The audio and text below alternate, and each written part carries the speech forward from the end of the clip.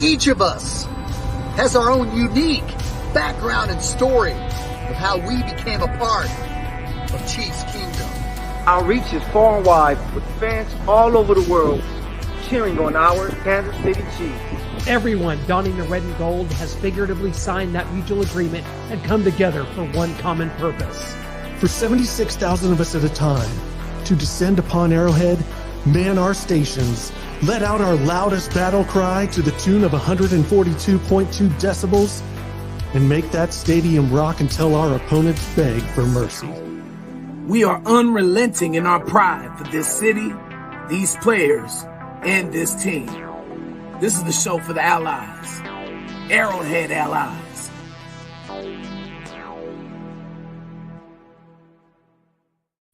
Ask and ye shall receive. We've heard the call of the Chiefs Kingdom, and we're bringing it to you today. You've wanted it. You've been writing us letters. You've been sending tweets. You've been sending emails. A deep dive and film study into the Chiefs' 26-10 win over the Rams. You're here for it, and you're getting it. Noah, Chiefs 26, Rams 10. Patrick Mahomes, 1 touchdown, 1 pick, and the Chiefs win it 26-10, my friend.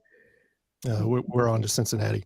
Okay, but the Chiefs defense playing well, holding the Rams to just 10 points in the game. We're on to Cincinnati. Okay, but the special teams, still a lot of questions. Look, we're on to Cincinnati. No questions about the Bengals. All right, thanks. That sums it up. Does that okay? Yeah, that was enough. That was good. Was that enough Chiefs Rams dissection for you guys? That was perfect. That was enough. That was perfect. Win and move on. Right? I think that's all we need. We went there for a win. We didn't care what the score was. As long as we didn't lose, we just wanted to win. We can move on. Yeah, there we go. Good analysis there. Yeah, about as vanilla as you can get for an Andy Reid November game against the NFC opponent. Against the defending Super Bowl champs, covering the spread, a 16-point win against the Super Bowl champion. As blah as it was, this is an ultimate backhanded compliment to this organization that is the gold standard in the AFC, where a game like this, you just sit back and you're kind of like a bump on a log. But that's an ultimate compliment to this organization and how great it is.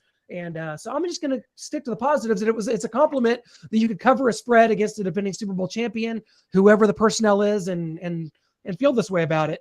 I'm good. Yeah. Do we still like PFF? Because L'Jarius was the top defender of Week 12. Shout out that guy making plays in the backfield. Really good coverage. He got an interception. The Chiefs are kind of using him a little honey badger like this year. And that guy is balling. And the defense, I think that was a good game for the defense to get a few sacks. Karlaftis, he's alive. He finally got his first solo sack, a full sack. So that was more of a game for the defense. I really wanted to see them dominate, which they did. And, we just had the little special teams blunder, but I think that problem is going to be fixed from here on out because we know what we have to do. Sometimes the sky is falling, and it literally is. So you keep him away from special teams. Just don't let Herm Edwards try to be the one fixing it. Well, I was at the game, and, but before we get to that, we got to talk about Patrick Levon Mahomes the third. We're calling him Bronze, was born last night, so let's all give a celebration. Yay for having children. Can't relate. Yes. Congratulations. First son, he's got to be proud. He's got to be proud. Way to go, Patrick. We love you, man. Good luck with your son, man. And good timing, I might add. Yes. Perfect. Monday. day before the day off. Yeah. I want to hit on what Michael said real quick about L'Jarius Sneed. Because I don't think we're appreciating him and the skill set that he's bringing to this defense. And you hit it right on the head because I thought that he took the place of Honey Badger. I think that he's executing that position better than he did, the last couple of years. Sneed is coming off the edge. He's blitzing. He's getting sacks. He's getting interceptions. He's a great tackler. There's really nothing this man can't do on defense. He can cover. He can do all of that. He's earning himself a contract, gentlemen. And I really like how they use Sneed. You really can't guess where he's going to be inside on the slot, outside on your star receiver, inside the box making plays. I think Spags really deserves a lot of credit for his creativity and how L'Jarius Sneed is kind of like your Swiss Army knife on defense. Agreed. Yep. And I love it. Like I believe it was last week we saw him a little more on the outside, and they put Trent in the on the slot. So just the way that they're using him is bringing the best out of his ability. You don't just want him sitting on the outside, trying to be that type of corner. You want to place him anywhere. Sometimes he drops back deep like a safety to where, shout out to Spags by just saying, hey, you got this guy. I've been saying it since he was a rookie. I was like, this is Charles Woodson light. And that's what he's been showing. And, hopefully he can finish the season strong. Great comment here from Warren Jackson. Good evening, guys. Love the podcast. Look forward to What's up, seeing you Warren? guys after each game. Keep up the great work, 100%. Thanks, Warren. Yep. What's up, Warren? And guys, As Kenneth Caldwell was saying, on the comments below, it says it looks like the Chiefs are let off the gas, and they do that quite a bit. I will say specifically to this Sunday's game, I was at the game, and you could feel when Isaiah Pacheco scored when the Chiefs got their first possession in the second half. It was a long drive, and Isaiah Pacheco scored. You could feel the stadium kind of like just chill. And I think the coaching staff took like that vibe. It's like, it's 20-3. The Rams aren't going to do anything. The Rams did go on a long drive to make it 20-10, but you didn't feel the urgency of games past, because you could feel like, okay, as Noah nailed the beginning of the show, we're on to Cincinnati. As the fourth quarter started, that was the vibe of the stands. That was the vibe. You could feel that was the vibe. Okay, you start thinking of Cincinnati. Okay, Cincinnati just beat Tennessee.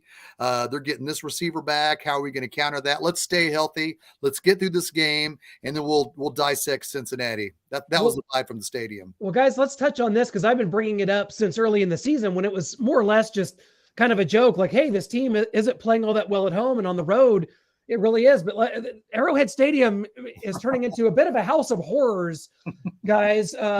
25 points a game is what the Chiefs are averaging right now, and have turned the ball over 7 times at home. That's also worth noting. Yards is pretty similar, averaging just about 30 fewer yards. If you look at the yards disparity, Chiefs and Rams, it was like the Chiefs were almost outgained the Rams by 300 yards.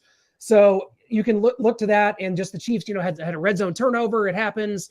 But on the road, where we're heading this Sunday, I guess, as Cincinnati Bengals, guys, as Dorothy once said, there's no place like the road.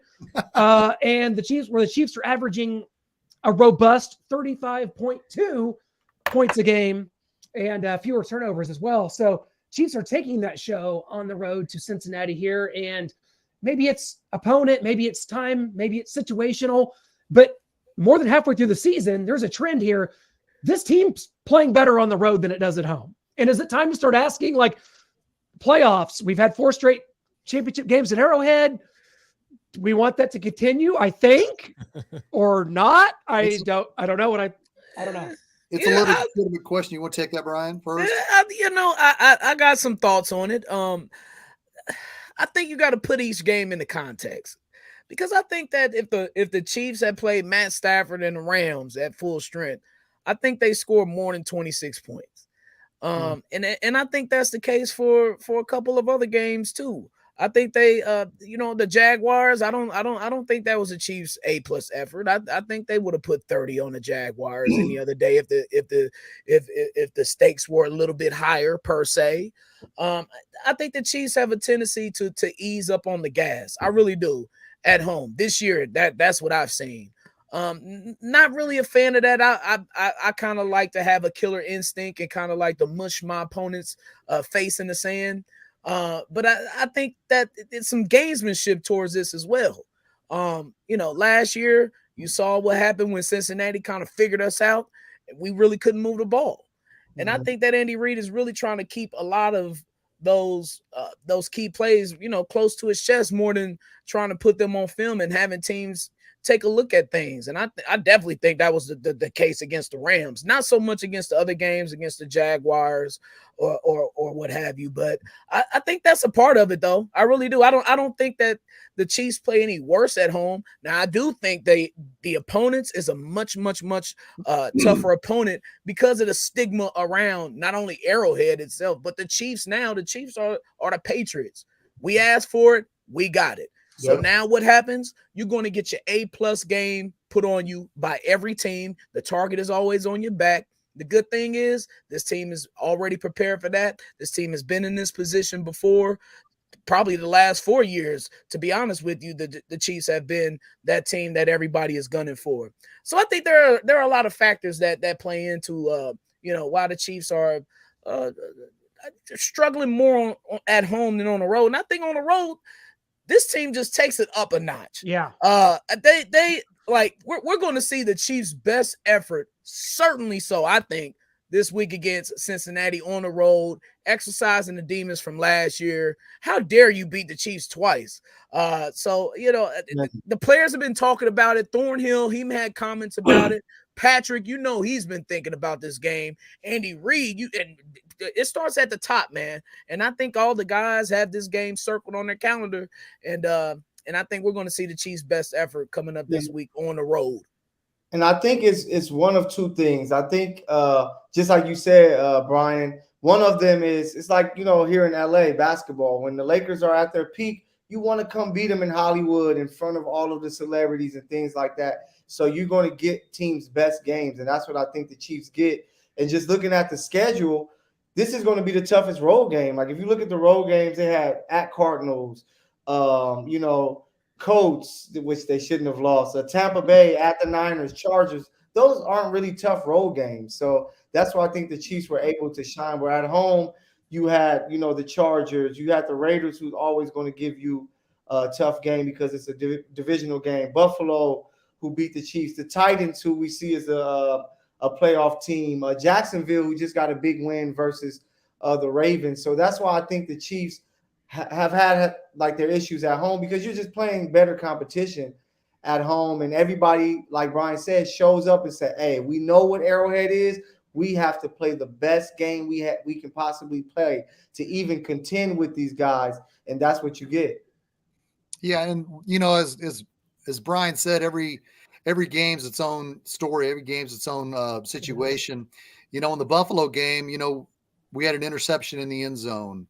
And when we had the lead, the Chiefs were up, but in the fourth quarter with 8 minutes left, and went 3 and out on offense. You have to look and see why that happened.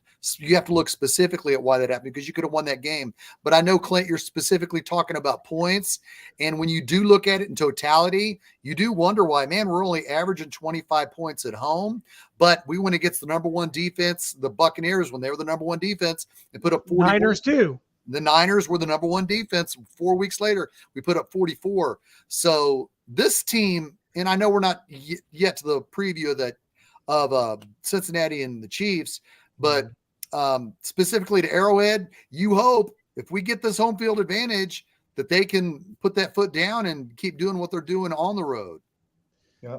Yeah, it's very interesting. And, guys, we're going to do a lot of stuff today. Of course, we're going to talk about Cincinnati. Just seeing that Bengal uniform, especially that white on white that we see, it just triggers me. I'm a person that takes a lot to heart. I'm traumatized by a lot of things in my life. Actually, 99% of them are Chiefs losses, to be honest with you. That's been the worst days of my life. Which you must be a cancer, Clint. I don't know. I'll get back to you on that. I'll Google it. What's your birthday? Late February 11th. So I think that's like. Oh, you Aquarius. Okay. I don't know, but I'm triggered by the Bengals. But before we get there, we're going to do something fun, and I don't know if we're ready to go to that right now. But guys, stick around, because we're going to do our all-time Chiefs draft right here with all of us. So that's going to be a great time. So we're going to do that, and then we're going to get into the wings of this Bengals game, which I think is all important to me. I was talking to Noah earlier. It's funny, guys, because Noah and I are notorious for sending just insane texts back and forth during a Chiefs game. The only words that were exchanged during the last one were "Sky Moore is fired." That's the only words that were exchanged. It's all that needed to be said. But we talked earlier, and I kind of said, "This has. I think this is for the 1 seed." To me, this is the game that is going to be for the 1 seed. If the Chiefs win this, I think it's home free for Kansas City. Only one more playoff caliber team, probably the rest of the way, unless Michael's wish of the Las Vegas Raiders making it comes to fruition. Then there might be two. But 1 seed could be on the line this weekend, guys. So a lot to play for. Yeah, I don't think that it's going to be on the line per se, but I do think that not like mathematically, right? But what's going to be at play is if they can rest week 18. If they win this game, I think they're going to be able to rest that game against the Raiders. If not, they're going to have to play. They're going to have to play it out because Buffalo and even the Dolphins. I don't even think it's Buffalo we should be talking about. It's the Dolphins that may be the team that try to get home field advantage because Buffalo has, some tough ones coming up, and that loss to the Vikings and the Jets were huge. So I think that we just have to look out for that. But if the Chiefs take care of business for this game, I think that week 18, you're going to be seeing we're going to see Chad Henne, baby, one of my favorite quarterbacks to ever put on a Chiefs jersey, man. So maybe you'll be drafting him later. I don't know if we want 2 weeks off. I kind of hope we need to win that Raiders game. I don't know if you want 2 weeks. You're cold. You haven't played since that last Broncos game. So I hope that we need to win that to seal the 1 seed, and then we get just 1 week Plus, off. I don't want to lose a division game that we don't need to lose, like the 2020 Chargers. The Chiefs have to win this game. The Chiefs have to win this game Sunday because the reason why the Chiefs did not get a bye and were not the number 1 seed last year is because they lost at Cincinnati when they went to freaking Riverfront Stadium or whatever they call the new jungle now. Paul Brown Stadium. No, it's not something else now. Yeah. Somebody bought it. But the loss to Cincinnati kept the Chiefs from being the number 1 seed and having home field advantage. The Chiefs have to take that mentality to Cincinnati this Sunday. They can't go in there and think, well, we could lose and other things can happen. No, if the Chiefs lose, they will not be the number 1 seed. Agreed. I know I predicted the Chiefs to play the Bills in the AFC Championship game in Buffalo anyway, but I'm just saying if the Chiefs really want home field advantage, they cannot lose this game on Sunday for every reason across the board. And Noah, you've talked about a revenge factor. I think it's Showbiz Pizza Stadium, by the way. I think they were. What? That's not real. Brian, is that real? No, that's not real. That's something else. I don't think Showbiz Pizza exists anymore, sadly. But you guys think the Chiefs are going 15-2? Yes. If they beat the Bengals, I'm up in the air on the Bengals. We'll have to wait till predictions. I don't know what I'm going to do. Right. Yeah. But if they win that game, I think they'll go 15-2. I think the Chiefs got one more loss coming. Week 18. And I welcome it. I know that sounds blasphemous right now, but it all goes to what Noah was saying earlier. I don't like having all that time off. I don't. The team needs to be on rhythm. The offense is based in rhythm. Patrick Mahomes has his rapport with these receivers because of the fact that they practice and they've had time together. So I'm not a fan of having, a couple weeks off, especially with the horrors of 95 and 97. Let's not go back to that. But I do want to point out, I'm sorry, Clint, my bad. But I do want to point out that AFC East. Let's have a conversation about this real quick, because I think all those teams are going to beat each other up. Seriously. Yeah. The Bills have 2 games left against the Patriots. They have a home game against the Dolphins and a home game against the Jets. The Patriots are no joke. I don't care what nobody says. The defense is legit. Matthew Judon is in line for Defensive Player of the Year along with Chris Jones and Michael Parsons. I believe he leads the league in sacks. That Patriots defense is nothing to play with. They didn't show up for Thanksgiving. They were hungry a little bit. They were probably full of that good turkey and dressing or whatever. But be that as it may, I think the winner of the AFC East is going to have at least 4 losses. At least 4. The Bills have 3, Dolphins have 3, Jets have 4, I believe. Jets is 7-4. And there are so many games left between all of those teams, including this Thursday with the Bills and the Patriots. We're really going to see what Josh Allen does again, because I think Bill Belichick is cooking up something very, very, very special for Josh Allen and company, especially with the loss of Von Miller. But I think those Patriots, that AFC East is going to be. I don't see the number 1 seed threat coming from them. So I say all that to say that I don't think the number 1 seed is at stake with this game necessarily. I really don't. Agreed. Yeah, I agree with you. I just think that, man, if you look at their schedules, the AFC East still play some tough teams. Yeah. Dolphins and Niners this week. Like, y'all concerned about them? You think they're going to beat the Niners? I don't. It's going to be a good one, but whenever I see Jimmy Garoppolo back there, I believe that anybody can beat him. Exactly. But, Buffalo, they have to face Cincinnati. They have to go to Chicago, who may have a healthy Fields, and this dude is looking like Mike Vick out there. That can be, they had a slip up versus the Jets. So it's going to be tough for that entire division. So that's why I think the Chiefs, whether they win or lose this game, are still going to be good. Just if they win this game, they're going to be able to, if they decide to, all right, we don't have to play our starters in the second half versus the Raiders because we already got everything clinched. I disagree. We got to win. Yeah, I'm there. We got to win Sunday because if we want to take the thought, well, we don't want to have too much time off. If we get a bye, we welcomed that as last year as the number 2 seed when we didn't get a bye, and we steamrolled offensively all the way until halftime of the AFC Championship game. So, I mean, I want the bye. I want home field. I know I predicted we're going to be at Buffalo, but if we got a chance to wrap this thing up Sunday, we got to stay hungry. We got to stay at it. We got to win. As for the AFC East, that's a good point, Brian. They are all going to beat each other up, and we're going to see who the superior team is to that. And we're not sure how the tiebreaker is going to go with Miami. We're not sure the tiebreakers are going to go with the Jets, but I don't think the Chiefs will lose 2 more games. But it's going to be fun to watch it play itself out. I'm not going to be all doom and gloom and stiff and angry and go nuts here, but I'm saying for the Chiefs to put the freaking clinch hold on the home field advantage, you win this Sunday at Cincinnati. Well, yeah, Shane, leave the doom and gloom to Clint and I. If we lose this game, we'll handle that part. So, Brian, I mean, I want home field advantage too, but what Michael was saying earlier about going into the Vegas game and not necessarily seeing Chad Henne play, I don't want that. I want Patrick Mahomes and company to stomp the Raiders week 18. Week 18. I want them to stomp the Raiders on our way to having a bye week. Then we go to the divisional round. That's what I would prefer. But I didn't say we were going to lose with Chad Henne. We're still going to beat the Raiders because they are the Raiders. I want Patrick and Kelsey to keep that chemistry going. That's where I stand with it. And I'm gonna tell you this too. It's not even the Bengals game that I fear left on the schedule. Don't say Seahawks. It's the Seahawks game. It is. It is. No, it's at home. Okay. All right. It's at home. It is at home. Good point. Kenneth Walker III is nothing to play with. All right. that running back is good. Geno, his completion percentage is still above 70, I believe. They're still playing well. Yeah, I'm with that. That is gonna be a good game. It's at home, so and I don't know what the NFL's doing. I'm sorry, Shane. Who could forget Christmas Day, 1995? Tamarick Vanover returns the opening kickoff for a touchdown. Merry Christmas, Kansas City. Not so fast this year, NFL. We're moving all the games to Christmas Eve. Why? When do you need entertainment most during Christmas? Do you need it on Christmas Eve, or do you need it on Christmas Day? You need it on Christmas freaking Day, because after everything's done, Christmas morning, you're sitting around like a bump on a log. And I'm pissed at the NFL that they've done this. I think it's crap.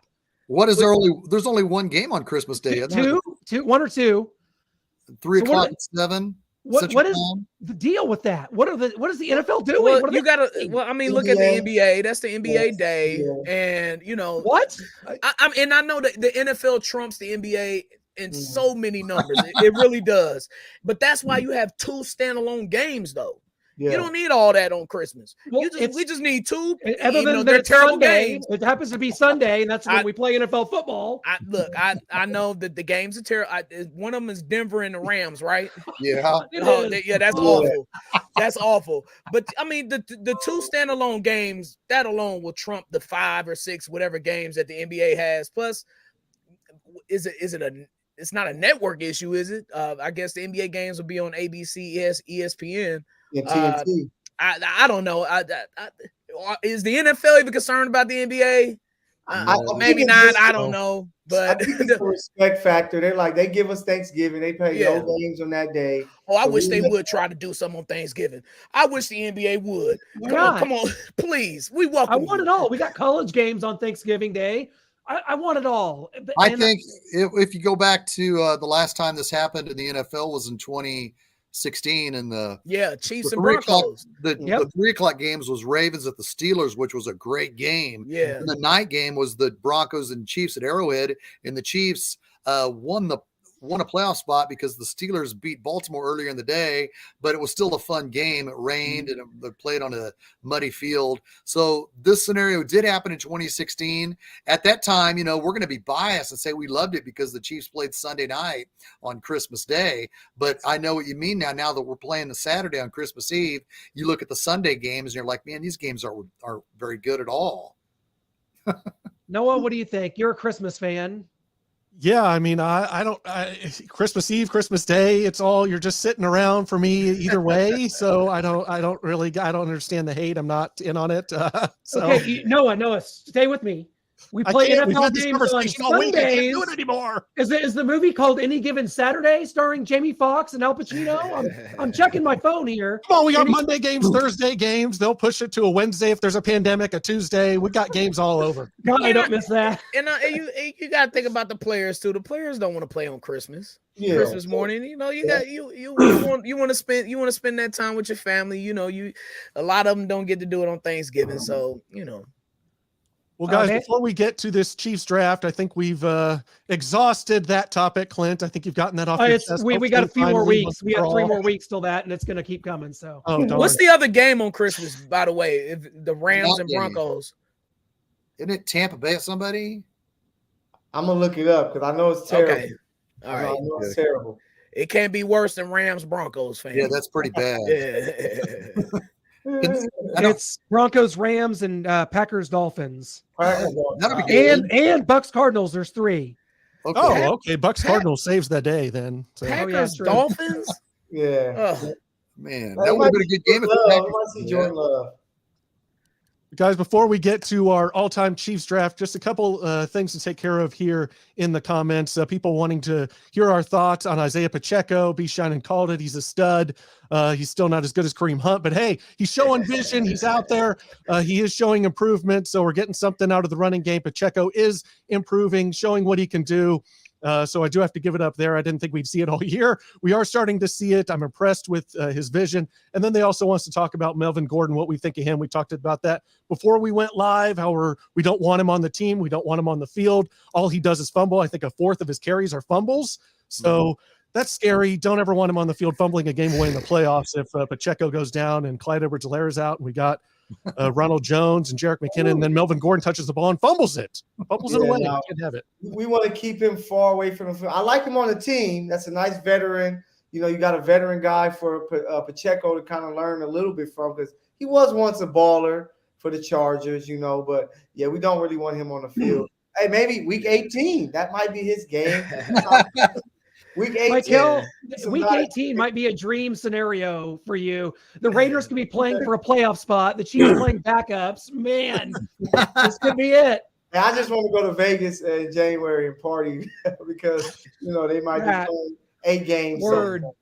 Well, with Melvin Gordon, I'm kind of split, fellas. I'm gonna be honest with you. I think that the fumbling is an issue, big issue. Tiki is worse than Tiki Barber, and I ain't never seen anybody fumble like him. But Melvin Gordon takes the cake for the worst. But I will say that there is some talent in Melvin Gordon. That guy was good at Wisconsin, as Michael mentioned, good with the Chargers too. I think with better coaching, though, perhaps better coaching, he could resolve those fumbling issues. Tiki Barber did in 2005, high and tight. That's one of the first things that you learn as being a pee-wee running back is you carry that ball high and tight. How long has Melvin Gordon been in the league and he hasn't even come close to fixing it? I know, but you never know, man. You never know. And I want to give an example of great coaching and why I believe that Andy Reid could make a difference. Let's take Sky Moore. He fumbles the kickoff, right? Or he fumbles the punt return. All the time. And what does Andy Reid do? Instead of casting him off and wagging his finger at him and putting him in the doghouse, he gives the young man an opportunity to go out and make some plays and get the fans back on his side, because that matters. Andy Reid knows that man was getting roasted on social media. He knows that the fans were in his ass, but Andy Reid also knows that that was a coaching mistake. We see, everybody knows, everybody sees that Sky Moore cannot handle kickoffs or punts. We see it. The coaches see it. We know they see it more than we see it. But yet they still put him back there for whatever reason. We need to have this Dave Taub conversation sooner than later, by the way. But be that as it may, Andy Reid gives him an opportunity to go out and make a few plays, and he did that. So Sky Moore is a great receiver, and that's great coaching on behalf of Andy Reid to instill confidence in that young man. And that's why one of the reasons I believe that Andy Reid is a superior coach, and how picking up Melvin Gordon could be a positive. You think Andy Reid's going to go to a practice squad running back and try and fix how he carries the football and high and tight? He's going to take his time and go over there. No, sometimes the fundamentals get lost in the sauce as you become a professional. Sometimes you lose those fundamental things, and sometimes in football, especially in football, like basic fundamentals can win you one-on-one matchups in a lot of situations. So you work on that technique, you tweak a couple of things, you never know what can happen. And I think Melvin Gordon is the guy that is going to be. He's not going to suit up, of course, but he's the guy that's your emergency just in case McKinnon goes down, who's the third down back. Melvin Gordon can go out there and block, and he can catch the ball. You know, he's more dependable than you would say maybe Clyde or even Pacheco when it comes to blocking and catching the ball. So I think he's there just in case anything happens to McKinnon that we'll have that guy. But I don't think that you're going to see him running the ball going forward. That's going to be Pacheco. That's going to be Rojo here on out. But he's just an emergency guy, and I like it. Yeah, Gordon is good in the pass game, too. I forgot about that. Mm-hmm. Yeah, Gordon's going to be McKinnon's backup. I'll leave it at that. I have no thoughts on it. I know everybody's really with bated breath waiting for my thoughts, but I have none. I'm sorry. I have no thoughts on it. None. What? None. I don't have a thought. I got nothing up here. That's two things on this show on our rundown that you have zero thoughts on: the Rams game and Melvin Gordon. You can't have no thoughts. Yeah, I don't. Two topics. I'm not very good with words. I don't really have that. I'm not a very eloquent speaker. You know, if my mom weren't an English teacher, I'd have nothing to say at all. We got your back, Clint. Don't Thank worry. you. He's a former Pro Bowler. At least we can throw that in. Well, guys, let's get into our all-time Chiefs draft. Let's go. Get into the Bengals game. We're going to have Michael start us off. Then it's going to go to Brian B. Shinen. Then we'll go Shane, Clint, and then I'll finish it up, and it'll be a snake draft. So then I'll go, and we'll try and hopefully do this all in the correct order every time. We've got this. Go. Michael, your first pick. Oh, so we've got quarterback, running back, wide receiver, tight end, offensive line, and then defense and special teams. Just one lineman? Just the line unit, and then defense and special teams. Oh, got it. Okay. So we're picking a year for defense? A defense and special teams year, and an offensive line unit is kind of a decade, like the 90s, the 2000s, 2010s, 60s, 2020s, if you want this current line. I know some people love it more than others. So Okay. All right. The easiest first pick I think you can have in any draft is going to be Kimball Anderson. No, I'm playing. Patrick Mahomes is the number one pick for me. The most talented quarterback to ever play football that we have ever seen. He's Aaron Rodgers times 2, which I thought we would never see. It has to be Patrick Mahomes. Let's go to this next pick. Andy Reid. Going with a coach first. Travis Kelce. Oh, okay. I wanted Kelsey. I didn't pass Andy. Derek Thomas. Defensive What year? I'm sorry. No, we're talking about a defense. Yes, that was defense and special teams. No, you know what? I'm going to switch that up, special and I'm going to take Jamal Charles. Oh, dang. Okay, so I got 2 picks here. I'm Jamal. going to go Tyreek Hill for my first pick, and then Tony Gonzalez for my second pick. This is tough. I'm going to go the 95 defense. I should have picked a player. I mean, you got Lynn Elliott, my friend. I didn't know. I forgot about that. This on me? No, it's thank on you. Shane. That's good that he is, because guess what? He led the league in field goal percentage in 1995. So I'll take that. I'm going to go Marty Schottenheimer. The 2003 Chiefs offensive line. Oh, that's a great pick. I gotta go Priest, man. Priest Holmes. So Priest Holmes is my running back. What else do I need? A wide out. Ooh, who can I go? Damn. Oh, Debo. I'm gonna go Debo. Joe Montana. JJ Burton. Who? JJ Burton. Yeah.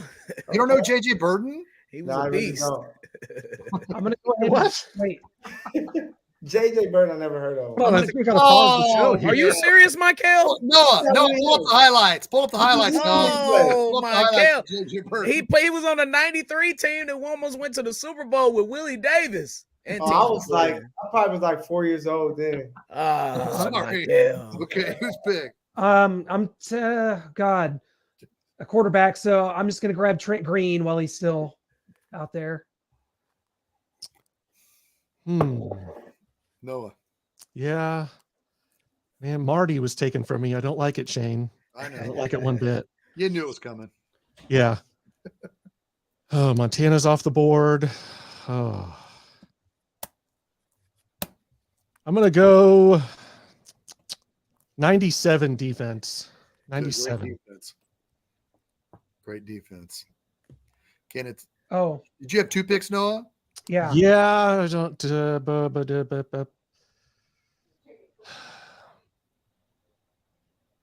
Ryan's got the 2000s line. He's got that freaking.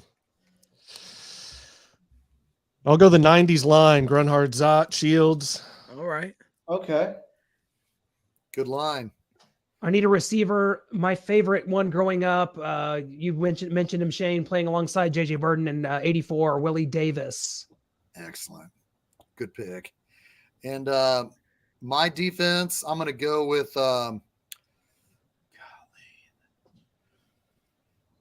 well, from what year can I go back to? Any year. Okay. I'm going to go back to the 1986 defense led by Walt Corey. 69 Chiefs defense. I was gonna say, yeah, that's 69 yeah. Chiefs defense, me please. Thank you, Yeah, Shane. yeah. I was like, oh, what? thank you. Chuck full of Hall of Famers, baby. Let's go. I think I'm gonna go defense. I'm gonna go 2014. Justin Houston, 22 sacks. Yeah. Okay. Number 2 defense in That was the a good NFL. defense. That was Who's a good your defense. corners? You ain't got Well, Peters. Muhammad was it? Or, Marcus Sean Cooper, Smith. Sean Smith, Brandon Flowers, Sean Smith. and the pass rush. Nah, just, Flowers wasn't on that team. Flowers was on the 13 team. I was Marcus Cooper. You're right. Sean Smith. You had Terrence Abdullah. Mitchell. Oh no. Hussein Abdullah. Hussein Abdullah. It's Yeah, I like Terrence Mitchell. He was a safety on that team. But just the best pass rush in the league. Justin Houston was incredible. Who else? Then head coach. Does it have to be a head coach? Can it be a coordinator? No, it could be head coach. Herm Edwards is still available. Yeah, I don't want to hit on Herm Edwards. He's a good guy. He's a nice guy, but I don't want Hey, Herm. when he left the team, he left us better. He only got Tamba Hale, Brandon Carr, Brandon Flowers, Jamal Charles. I don't hate. Give a guy his first head coaching job right here on Arrowhead Allies. I'm going Eric Bieniemy, baby. Well, Is it on me? My head coach. I'm gonna go with give me Otis Taylor, please. Good one. I think we're set, aren't we? Am I missing? What am I Nope. missing? I'm missing. You have I'm a running missing a back, couple. Shane? Oh, I don't have a running back. Okay, I don't have a running back or a tight end. Okay, I got to take a Larry Johnson. I know he's kind of crazy now, but for the while he was really good. I worry about him having CTE. There's a whole bunch of worries about him, but when he played for the Chiefs behind Willie Rofe, Brian Waters, Casey Wigman, he was the man. So I got to go with Larry Johnson. God, I need a coach. I think O-line and a tight end. I'm going to take a crazy tight end because this is Noah and I's favorite Chris moment. Wilson, Tony Close, Moyaki. Leonard Pope, and I'll tell you why it's Leonard my Pope. God. Pope, that Steelers game in 09? No. Jaguars game, 3rd and 13. Leonard Pope catches a pass, 3 yards, gets back to the line of scrimmage, and Leonard Pope does this first down motion when he was still 10 yards short of the first down. One of my favorite moments of the decrepit 2000s. Leonard. The 2010 Pope. Jaguars. That game was a sunny day. No, it was 09 at Jacksonville. Oh, at Jacksonville. Okay. Okay. I need a quarterback, a coach. Go get And a Matt running London. back. He's available. What running backs have been taken? Is it Jamal, LJ, The best ones. Priest. Priest? Who got Priest? I do. You better You got- not take the okay. running back who I'm going to select. I'm a flip. I'm a flip. So I got 2 picks here. If you pick who I'm going to pick, I'm going. Marcus Allen and Hank Yep. Stram. Okay. Okay. Oh my God, I need a coach. That sucks. Frank Gans, you better go get him. I called it because I said there's only 4 pretty good coaches in Chiefs history, and there's 4 of us. But Michael did take Eric Bieniemy. I'm just, he went on to go to 4 Super Bowls with the Bills. Just Marv Levy. Oh, That was good. good coach. Good thought- one. And since the quarterbacks are taken, I need a quarterback, don't I? So there's one that's not been taken, Shane. That's a Hall of Famer. You know what? I understand that. Damn. And he is great. Lynn Dawson is great, but I'm not going to go with him. Alex. I was a season ticket holder from 1991 through 2011, and I saw a Chiefs quarterback, and I'm 4 rows in the back of the end zone, okay? I saw a Chiefs quarterback make the most amazing play right in front of me when he flew by future Hall of Famer Rondé Barber and caught a touchdown pass. Tyler Thick. Falco. Oh, I love Thigpen. Thigpen. Oh, I love was- that 08 team. It Oh, I was- love Tyler Thigpen. It was a direct snap to Jamal Charles. He threw it back to Mark Bradley, who threw it 45 yards down the field, and Tyler Thigpen ran right by freaking Rondé Barber and caught it, and it was a hell of a catch. Yeah, we blew like a 24-3 lead. Oh yeah, we did. We ended up blowing it, but it was an exciting play. Yeah. So Noah and I were there too. Yeah. heck yeah. So I'm gonna go with Thigpen. Joe Delaney will be my running back. Mm, Amen. Man, that was damn great, good. great pick. I knew it. I was like, I already know who Brian Had to. Love Yeah, that Joe was Delaney. good. So what I got 2 picks. I think I need a lineman. I need an O-line. I'm gonna go 2020, the Super Bowl line 2020. With Schwartz at right tackle, Eric Fisher at the left. Super Bowl winning. Like not the one that played in the Super Bowl, just the season, right? No, the Niners. The 19. Yeah, February season, February 2nd, 2020. Yeah, Right. February Much, 2nd. much better. Yeah, February 2nd. And tight end, this is tough. Keith Cash. I'm gonna be a little have some recency bias. I'm gonna go the guy I think that could kind of be next. Noah Gray. Yeah, I need a tight end too. I could go Fred Arbanis. I could go Chris Wilson. Ted Thompson. Hayes. I was gonna say Popson too. I could go Derek Walker, 82. Mason Dunn. Was it Derek Not Walker? Derek Walker. I hate Tracy Green Tracy Green's a mechanic now. from Grambling. Yeah. I could go with Tony Moyaki. Tony Moe. Tony Moyaki had a great catch in front of me too. Against the Niners in Niners, 2010. Yeah. Man, I just Anthony Fasano. golly, this is no, hell no. I Jonathan like Hayes. Cash, but I like him, and I go with Fred Arbanis. He has a golf course named after him. Part of a Super Bowl winning team. Fred Arbanis. Like it. Okay. I got a lot of old Chiefs on my team. That's fine though.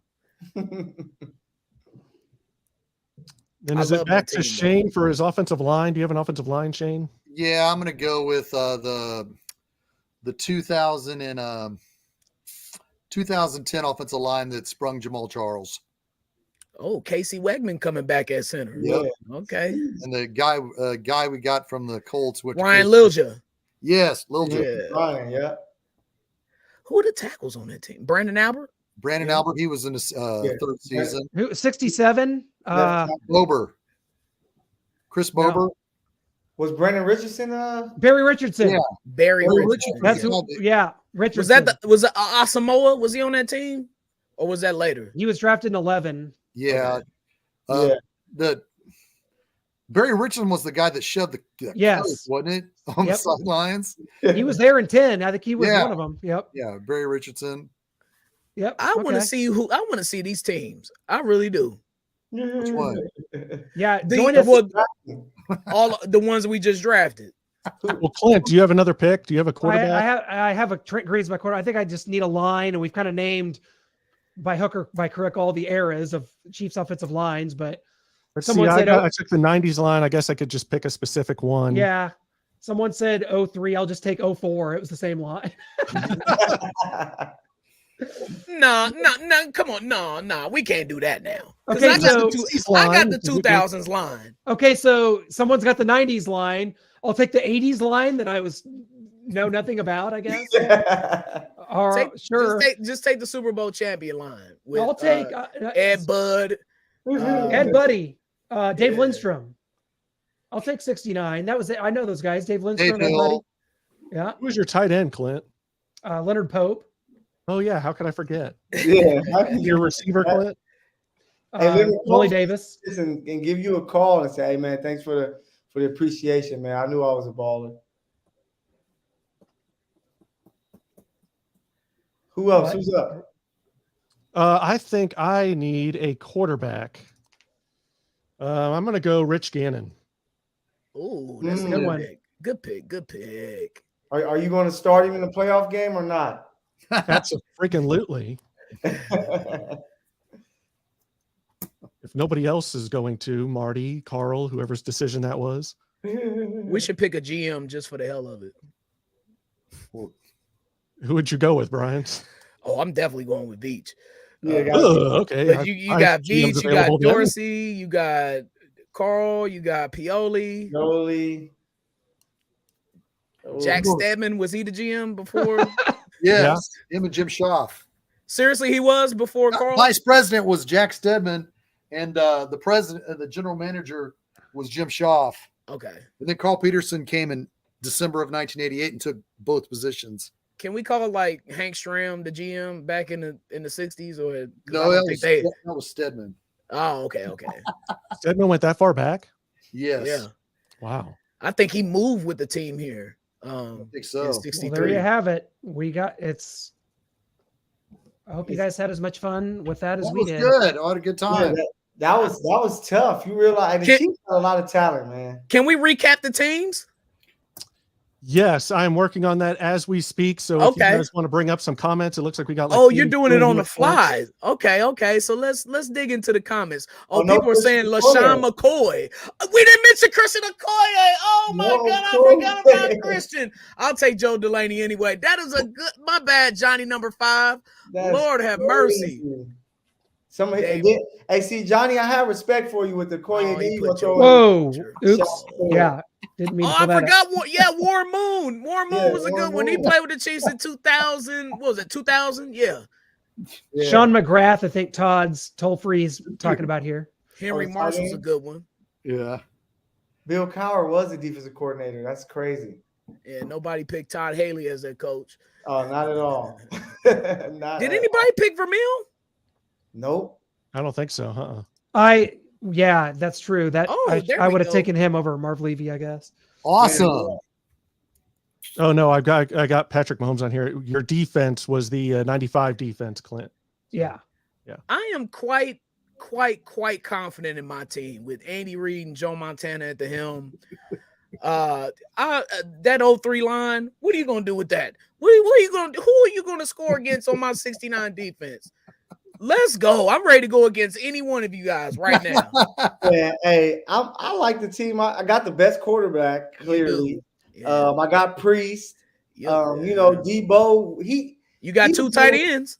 He was able to ball out with Matt Castle at quarterback. So imagine Patrick Mahomes. I like the 2014 defense.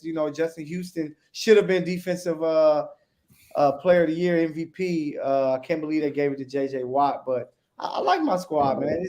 And then I got Eric B back there. He's gonna be happy to get his first head coaching job leading my team, the Mike Hill Chiefs. So I'm loving it. I'm jealous of Noah's team. He has Hank Stram, Rich Gannon throwing to Tyreek and Tony Gonzalez, plus the 97 defense and that 90s line, which was no joke with Zott, Shields, Grunhard, Alt, Sigler. Sigler, Valerio, point them all out. Riley, Giselle Jenkins. Yeah, I like your team a lot, Noah. Yeah. No Brody Croy out. I'm surprised. How about Jamal Charles and that 95 defense teaming up together on Clint's team? Yeah. Just, they won't be. Better give it to Jamal and not throw it to Leonard Pope.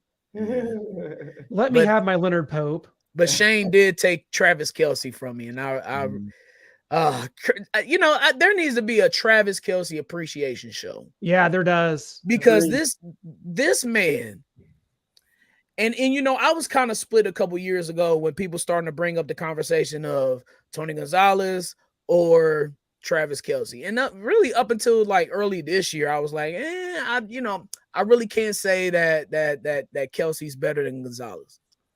But gentlemen, I think that conversation starts right now. Travis Kelce has a career high in touchdowns with 12 touchdowns with 6 games to play.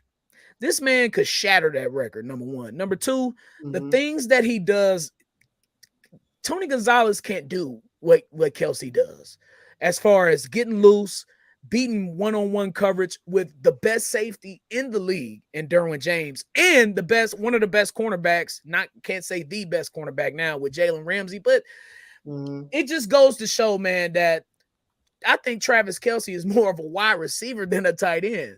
The way that this guy is able to move and the chemistry that he has with Patrick Mahomes, he's just spectacular in every way. He can catch the ball, he can block, he can run routes, he can make sight adjustments, he can chip. The guy is just a do-it-all at tight end. And as great as he is, and as much props as he gets from the town, I just still feel like he's underappreciated in what he does for this team. No, yeah, just because you hear so much about Gronk and they started talking about blocking with Kittle, I just think that people underestimate how talented, how great he is, and people talk about Mahomes losing Tyreek Hill. Travis Kelce lost Tyreek Hill, and a lot of people were like, oh, let's see what they're going to do now. And he's playing even better than before. So, I just think that, when you talk to tight ends, you have to mention him a part of that three, Gonzalez and Gronk, when you list, the top tight ends. But Travis Kelce is amazing, man. Just his wiggle to be that size. Man, and then he can dance the way he does, in the end zone. Like, it's crazy. Yeah, he's that guy.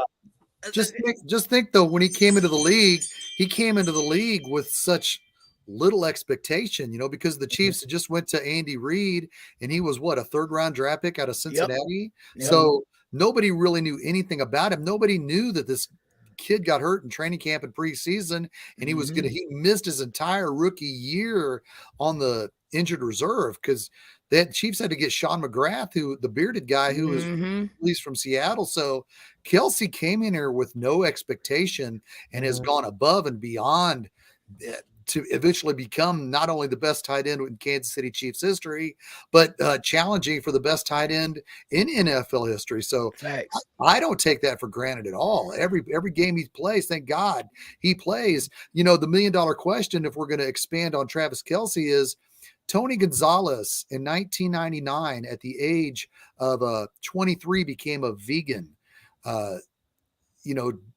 Travis Kelce's 33 now. He's a meat and potatoes beer drinking guy. Is he going to go vegan to extend his career another 7 years? I'm not saying. Or does he have to? He may not need to. 12 method. But I'm not saying you have to be a vegan at 33 and be a tight end in the NFL to sustain your career. But Tony Gonzalez knew, I want to play a long time, and he did everything in his power, physically and mentally, to play it a long time. Kelce, he's better than Tony Gonzalez by a hair, and he continues to break records, but will he play as long as Tony Gonzalez, who played from 1997 to 2015? So we will have to see if Travis Kelce's career will go that long. But as of right now, he's the best, and every week he's breaking a new record. Every week he continues to build on that reputation. And the notion that he can't block, like, get out of here with that. I see Travis Kelce making blocks all the time. You rarely see him getting ran over or getting mushed in the face, as I like to call it. I think Travis Kelce is definitely an underrated blocker. That just adds on to the greatness of his game and how he's able to do everything at the tight end position. Yeah, he's not a Kittle or Gronk at blocking, but he can definitely hold his own. He's not getting just mauled and pushed over. But before we really get into this Bengals game and close the show, I just really got to throw this in here. Who's up for some Herm Edwards slander real quick here? What happened? Who did Anyone else? We got Clint. I love the game. That's all I needed was one hate. So here's a clip. He was on ESPN. He's now an analyst after getting fired from Arizona State, where he shouldn't have been hired to. That was quick. But he's talking about the Broncos and how they're going to figure things out. And it just triggered me, as we have been during the show, as Clint has been many times. This triggered me when I saw this because he thinks they're going to figure it out. And we heard this during his tenure here in Kansas City. Let's check out this very short clip, and then we'll come back on the other side. Team start. They're going to have to just revisit their offense. Their defense is excellent right now. They're going to have to revisit. Their defense is championship worthy. It's really good. But you know what? But think about that. After they just revisited the offense. Well, they need to revisit it. They really do. And this is an off-season thing they're going to have to talk about. They'll get it fixed. Round and round we go, Coach. That's a glass half full this holiday season. Yes. Oh, wait, David. Yes. I got you. I know. All right.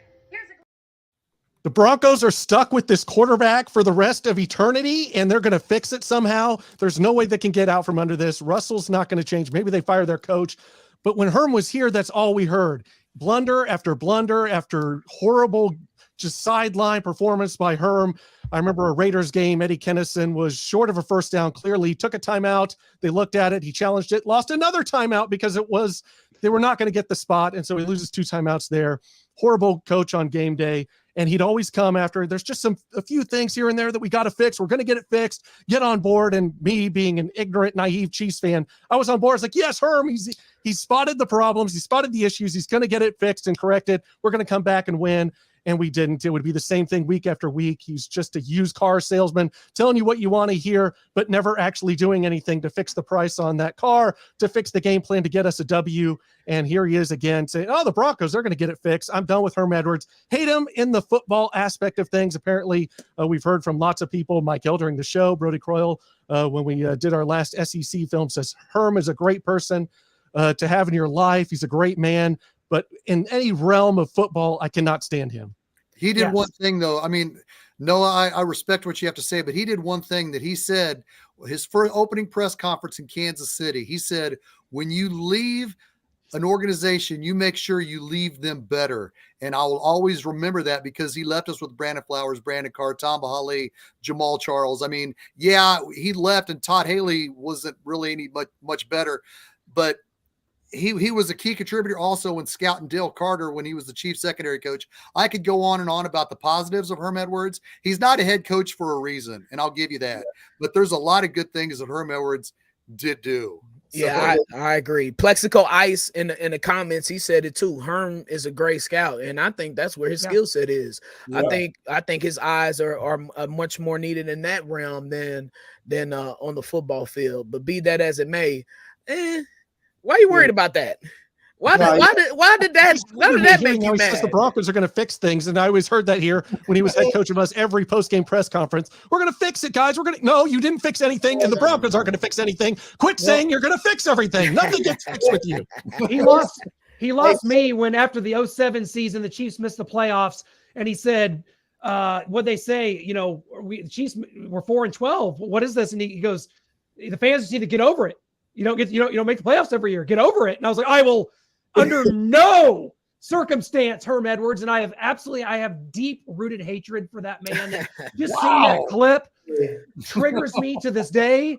I can't believe that man was ever here. Al Saunders should have been the head coach after 2005 when Dick Vermeil retired. It's a no-brainer. We had to hire a friend because this stupid, NFL owners, it's all about just hiring friends and people you're comfortable with, and they hired a friend, and the organization went out of control, terrible downhill, and they did. We like Brian said, we had a good draft in 2008, man. The problem was it was all you just went baptism under fire, and nobody was ready to win, and 2-14, and that was it. And Herm is a good guy. I had a great conversation with him at this year's Pac-12 Media Day. And I let him know I'm a huge Chief fan, and you at once, the head of the kingdom, but it didn't work out as much. But I just think that, I think his role as a scout, man, like I think he can show up into your living room, your campus, and say the right things. It's just when it comes to the X's and O's. And let's not just onto that, to piggyback on that scouting. He put together that Buccaneer secondary with Tony Dungy and drafting Rondé Barber, Brian Kelly. There's a lot of studs that. John Lynch. Well, John Lynch was there before Herm, but those two, he knew cornerbacks. He knew Brian Kelly, Rondé Barber, Brandon Carr, Brandon Flowers. I mean, he should have stayed a secondary coach, but I don't know if very many people want to hear us continue this Herm Edwards rage, but I guess not. That's just how I feel about We're out on it. Clint, I thought you had something else when he said about the Super Bowl. The other one was the 06. The Chiefs lost to the Colts 24-8 in the divisional playoff, the wild card playoff round. Colts go on to the Super Bowl, play the Bears. He was on the radio. They asked him, Herm, I mean, you know Lovie Smith, you're good friends with Lovie. I mean, who do you want to win the Super Bowl? And Herm goes, I picked the Chiefs. They didn't make it. And I just like something about that. I'm just like, gee, I wonder why they didn't make it, Herm. He's trying to rep for his team. That's all. Things are going so good in Chiefs Kingdom. We're picking on Herm Edwards. Lovie Smith. I mean, that's it. We don't need to brag on Herm anymore. He's a great guy. Not me. We got to get to it, guys. It's time. It's prediction time, and I'm just going to jump in because it's just come to me, and I've relived last year so many times, and I have visions when I see that stadium of yellow flags flying anywhere near Jamar Chase, who magically, inexplicably, guys, he's healthy, he's back, just like Mike Williams 2 weeks ago. Jamar Chase is back. Joe Burrow heating up. The Cincinnati Bengals, they're in a division race with the Baltimore Ravens. Joe Burrow's heating up 7-2 since that 0-2 start. Kansas City going in here. It is on the road, so probably give us a good chance, but I'd say the Bengals come out on top. We've seen this McPherson guy stick a dagger on our hearts twice. It happens a third time. Bengals, as the clock expires, win 31-28. And I'm already mad about it. You got to help us, Shane. Clint's over here picking the Bengals. Okay, here's what I'm going to say. Last night I went to bed thinking, Shaggy, you got to stick to your prediction. You had the Bills hosting the AFC Championship game with the Chiefs coming there, and the Chiefs dethroning the Bills in Buffalo, where Patrick Mahomes would win his first playoff game on the road, is going to be there. I went to bed last night thinking the Chiefs won't be able to beat Cincinnati. I think Cincinnati is going to win 34-23. But I woke up today and found out that Patrick Levon Mahomes III, bronze, was born. And I went, could there be some inspiration? Could there be some motivation that Patrick Mahomes is going to say, dang it, I had this team down twice by 18 points, and I led up in the second half of both games. I'm going to prove to my son. I'm not going to have my son look at me in 10 years and say, Father, the first game after I was born, how did you do? Well, son, I went to Cincinnati and I threw, forgive me for being on the fly. I didn't mean to make Patrick's son sound like Harry Potter. But the point being, Patrick Mahomes has got a new son. He's feeling good. He wants to get this freaking monkey off his back. He's going to the jungle, and the Chiefs will win on a game-winning field goal, 31-30 at the buzzer. What you got, Mikkel? Here we go. I'm going to go 34-31, Kansas City Chiefs. I think that, the pass rush is actually going to grab this guy, Joe Burrow, and actually get him to the ground enough to give the Chiefs an opportunity to get this victory. Look out for Pacheco. Last year, the Chiefs did well running the ball in the first half and just went away from it. I think they kind of learned their lesson that, hey, if the run is going, we got to give this guy the ball. I think the defense is going to be much better as far as the pass rush of making things happen. And it's going to be a shootout. It's going to be a lot of points put on the board. But I think the Chiefs can make enough plays defensively, and Butker is going to kick a field goal that's going to put the Chiefs over the top. Like I said, I don't see the Chiefs losing another game until week 18, and I'm going to stick to it. Chiefs 34, Bengals 31. I'm going back and forth on this game, gentlemen. I am seeing a lot of points. I don't see that, Shaggy is making Patrick sound like one of the Budweiser frogs. But be that as it may, I think the Chiefs can take control of this game. And I think later on in the game, they'll extend the lead a little bit. And I look for a Chiefs win 37-27. Chiefs win. I would do anything.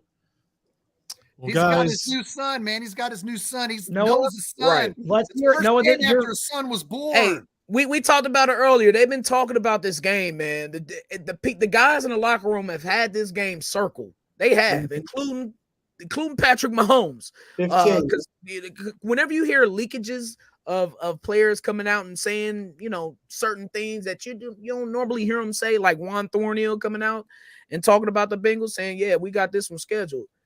Yeah, I think the Chiefs are looking out to get it back in blood this week. I really do. Yep. well, we didn't talk about the Rams game much. And why is that? Because everyone was focused on this Bengals game. They knew that they could roll the ball out for one time. They've tried against the Raiders and came away with a loss. And the Raiders are taking a victory trip around Arrowhead.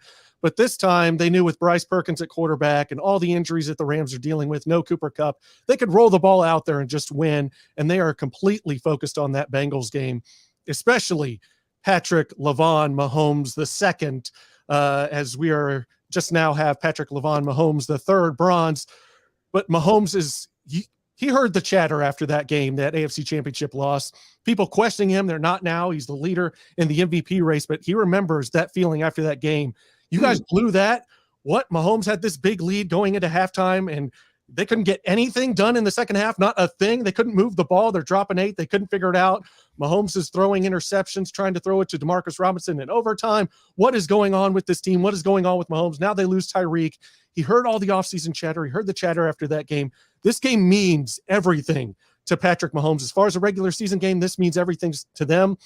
And the guys are going to play for Patrick Mahomes. They know what he went through, what he's gone through. And so I predict a Bengals up 27-24, last second touchdown, Mahomes 31-27. Chiefs get the win in Cincy. Yeah. There you have it, guys. What more could you ask for? I'm the outlier here. I've got the Bengals.